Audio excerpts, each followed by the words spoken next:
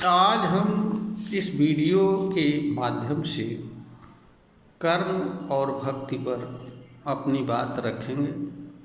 भक्ति एक प्रकार का कर्म होती है।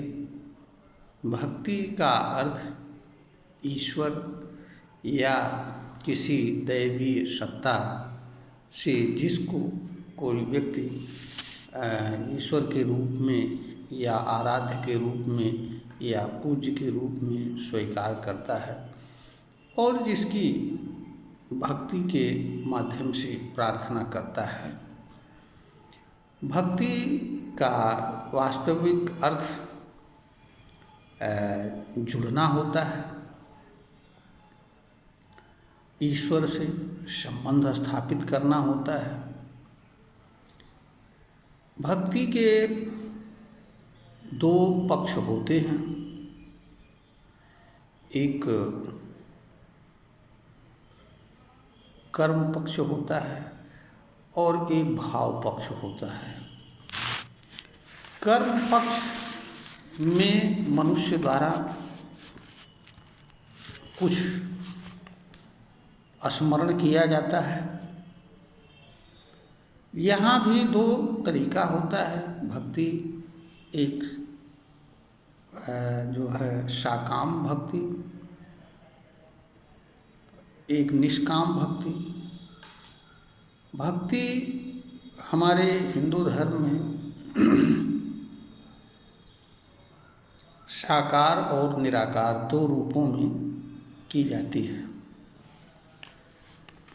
तो भक्ति को हम अगर ज्ञान की दृष्टि से देखते हैं तो साकाम और निष्काम, कामना से युक्त भक्ति और निष्काम भक्ति, बिना कामना से भक्ति, तथा दूसरा यह है कि साकार भक्ति और दूसरा निराकार भक्ति। इतने तरह की भक्ति होती है। यह भक्ति का कर्म पक्ष होता है। साकार भक्ति में व्यक्ति एक मूर्ति पूजा भी कहा जाता है। इसमें किसी प्रकार के मूर्ति को, किसी स्वरूप को सामने रखा जाता है, चाहे वो मूर्ति हो या कोई फोटो हो या कोई चित्र हो, और उसे सामने रख करके उससे संबंधित चीज़ों का गान किया जाता है। यह साकार भक्ति कहलाती है। देवी देवता या आराध्य जो कोई भी हो, उसकी मूर्ति के सामने उससे जुड़े विचार का गायन किया जाता है। यह साकार भक्ति होती है। निराकार भक्ति में एक शब्द होता है, चाहे ईश्वर का हो, चाहे गॉड का हो, अल्लाह का हो या कोई भी शब्द हो, और उससे जुड़े विचार होते हैं। उससे जुड़े विचारों को मनुष्य बोल बोल करके या मन के अंदर कह करके भक्ति करता है। यह एक निराकार भक्ति का रूप होता है। जहाँ तक सकाम और निष्काम भक्ति की बात है, सकाम भक्ति का अर्थ जहाँ व्यक्ति भक्ति कामना से युक्त होकर के करता है।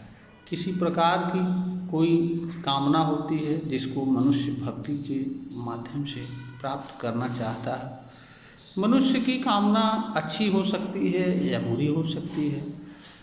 मनुष्य की कामना पुत्र प्राप्त करने की हो सकती है, धन प्राप्त करने की, कोई पद प्राप्त करने की, या किसी का नाश करने की।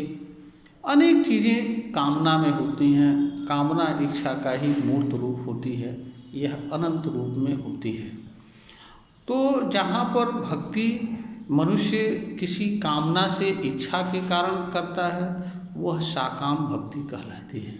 और जहाँ पर भक्ति बिना किसी कामना के, बिना किसी लालच के, बिना किसी स्वार्थ के किया जाता है तो वह निष्काम भक्ति होती है।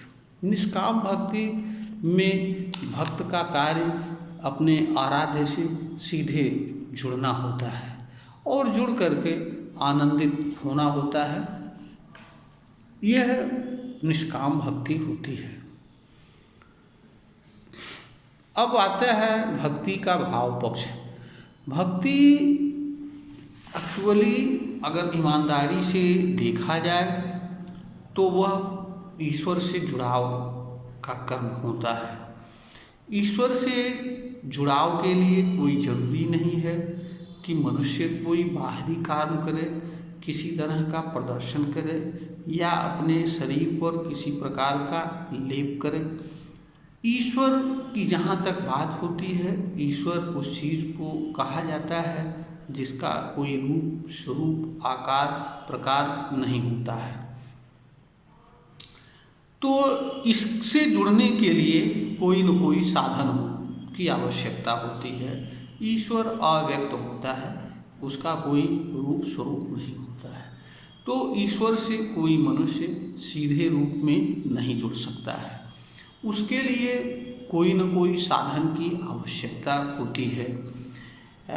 ईश्वर से जुड़ने का सबसे उत्तम साधन भाव होता है। मनुष्य ईश्वर को समझ लेता है और समझ करके उसके भाव के अनुसार अपने भीतर भाव स्थापित करता है और भाव मनुष्य के मन के भीतर स्थापित होता है और उस भाव के माध्यम से और मन के माध्यम से मनुष्य ईश्वर से जुड़ जाता है और जुड़ा रहता है। तो इस तरीके से मनुष्य हर समय ईश्वर से जुड़ा रह सकता है और जुड़ा रह करके अपना कर्म, दूसरे तरीके के कर्म को करता हुआ जीवन जी सकता है।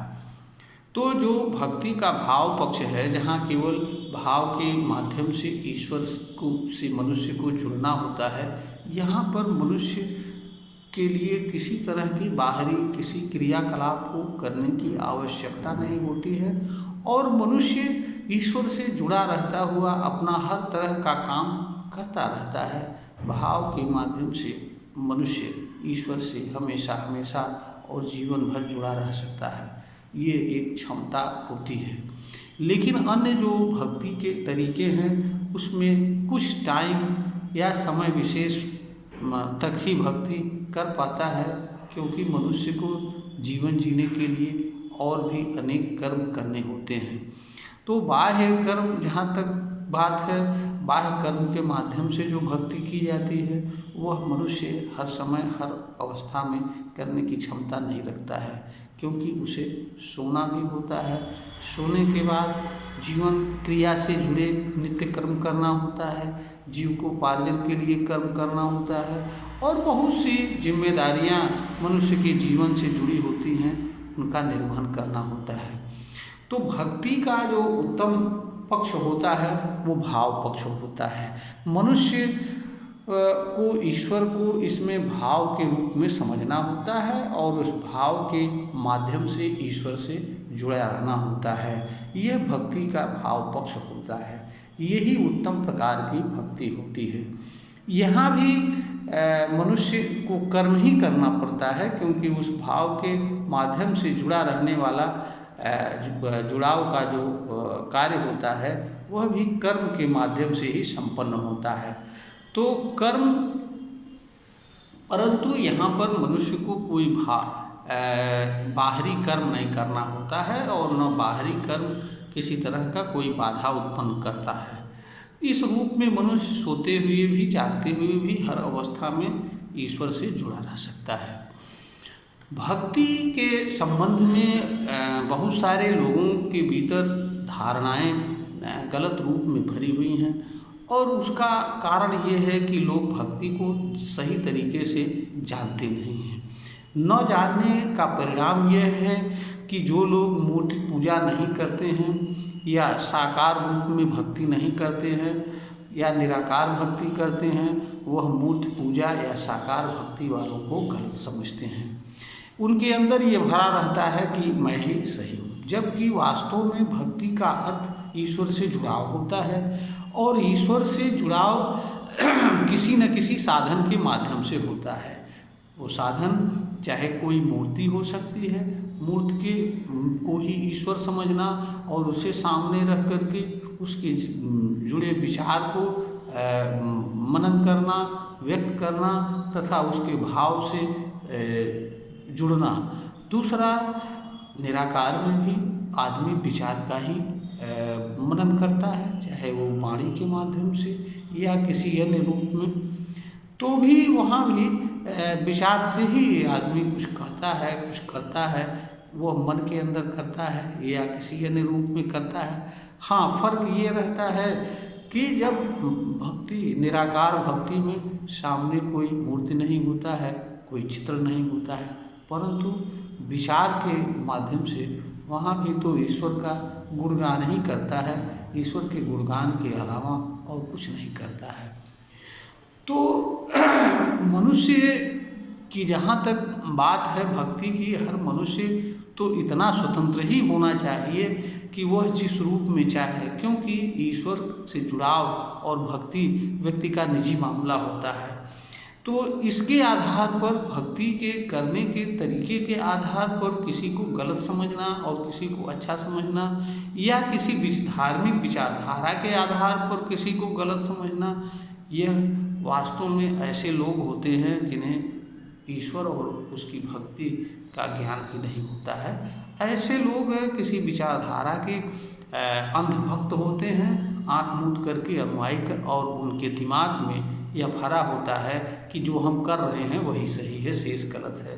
तो वास्तव में इस तरह की भक्ति करना न करने के बराबर होती है, क्योंकि कर्म, भक्ति एक कर्म होती है और कर्म कभी निष्फलित नहीं होता है। मनुष्य जिस भाव से कर्म करता है उसी भाव से उसे कर्म का परिणाम मिलता है। मनुष्य जिस उद्देश्य से कर्म करता है उस उद्देश्य के अनुसार उसे कर्म का परिणाम मिलता है। जिस विचार के साथ कर्म करता है उसका परिणाम मिलता है। और मनुष्य अगर गलत उद्देश्य से भक्ति करता है तो उसे जरूर कुछ भौतिक लाभ होते हैं, परंतु उससे अनगिनत उसे बुरे परिणाम भी भक्ति के कारण ही भोगना पड़ता है, क्योंकि कर्म माफ़ नहीं करता है। ईश्वर, जहाँ तक भक्ति के माध्यम से ईश्वर के जुड़ाव की बात है, तो एक तरीके से वह प्रसन्नता प्राप्त करने का या सुखद जीवन जीने का एक साधन मात्र होता है। ईश्वर का मनुष्य के कर्म से कुछ लेना देना नहीं होता है, और न ही मनुष्य के कर्म का ईश्वर पर कोई प्रभाव पड़ता है। मनुष्य को चाहे ईश्वर की भक्ति करे या न करे, वो जिस तरह का, जिस रूप में कर्म करता है उस कर्म के अनुसार परिणाम का भागी होता है। यह बात हर मनुष्य को समझना चाहिए।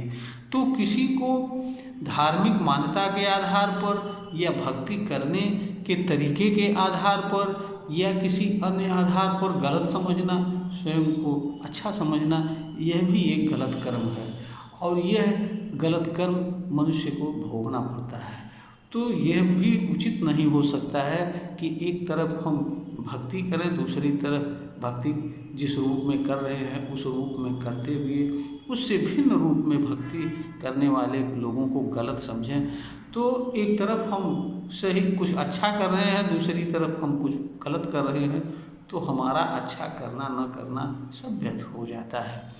यह बात भी हर किसी को समझना चाहिए। इसलिए भक्ति एक नितांत और नितांत निजी मामला है, यह प्रदर्शन की भी चीज़ नहीं होती है। बहुत सारे लोग जो ईश्वर को मानते हैं उनके अंदर ये रहता है कि मैं ईश्वर को मानता हूँ तो जैसे कोई बहुत बड़ा अच्छा काम करता हूँ। बाकी लोग जो नहीं मानते हैं वो ईश्वर के विरोधी हैं या बहुत बड़ा कोई गलत काम करते हैं। इस तरह की विचारधारा भी अत्यंत गलत विचारधारा है, और इसके दुष्परिणाम को भी व्यक्ति को स्वयं भोगना होता है, क्योंकि जो व्यक्ति ईश्वर को नहीं मानता है उसके ऊपर उसका कोई प्रभाव नहीं पड़ता है। तो ईश्वर को मानना एक अलग बात है, और ईश्वर के मानने के आधार पर किसी को गलत समझना यह एक दूसरी बात है। तो जो ईश्वर को नहीं मान रहा है, अगर उसे आप गलत समझते हैं तो वह भी आप एक गलत विचार को धारण करते हैं और अनुसरण करते हैं, और जिस विचार को मनुष्य धारण करता है, अनुसरण करता है, वह विचार उसी रूप में मनुष्य पर अपना प्रभाव छोड़ता है। विचार किसी के साथ भेदभाव नहीं करता है। विचार से अगर मनुष्य जिस विचार से जुड़ता है, उसी विचार के प्रभाव को उसे सहन करना होता है।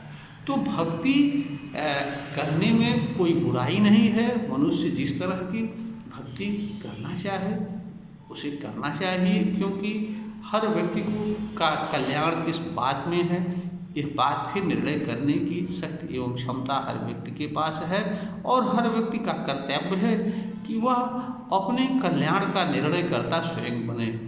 जिस चीज़ में उसे कल्याण प्रतीत होता है और जिस चीज़ में लगता है कि इसका करने से उसका भला हो सकता है, वह चीज़ उसे करना चाहिए। अगर किसी को यह लगता है कि भक्ति से हमें मुक्ति मिल सकती है, मेरा कल्याण हो सकता है, मेरा जीवन सुधर सकता है, तो उसे भक्ति करना चाहिए। इसमें कोई बुराई नहीं है। और भक्ति किसी भी तरीके को हो, इसके आधार पर किसी को गलत नहीं समझना चाहिए। कोई भक्ति नहीं भी करता है, ईश्वर को नहीं भी मानता है, तो वह उसका निजी मामला है। इस आधार पर भी किसी को गलत या सही नहीं समझना चाहिए, क्योंकि जब हम गलत सही समझते हैं तो उस तरह के विचार और भाव हमारे भीतर आते हैं, और वो विचार और भाव हमको मुफ्त में पीड़ा देते हैं। अगर हमारे ही कर्म से हमें तकलीफ हो और हमारे कर्म से किसी दूसरे को कोई तकलीफ हो, तो ऐसा कर्म कभी भी उचित नहीं हो सकता है। कर्म तो मनुष्य के जीवन का आधार होता है। मनुष्य के जीवन का सुखद एवं शांतिपूर्ण जीवन का आधार होता है। मनुष्य को जीवन इस धरती पर जीने के लिए मिला है, और जीवन का अर्थ सुखद, स्वस्थ, सरल, शांतिपूर्ण जीवन से होता है। जीवन का अर्थ दुखद व पीड़ामय जीवन नहीं होता है। मनुष्य को जीवन इस धरती पर किसी पाप कर्म को भोगने के लिए नहीं मिला है, अपितु जीवन मनुष्य को सरल, स्वतंत्र, सुखद एवं शांतिपूर्ण तथा स्वस्थ जीवन जीने के लिए मिला हुआ है। क्योंकि इस तरह के जीवन जीने के साधन एवं अवसर इस धरती पर जन्म और जीवन जीने वाले हर मनुष्य के पास उपलब्ध है।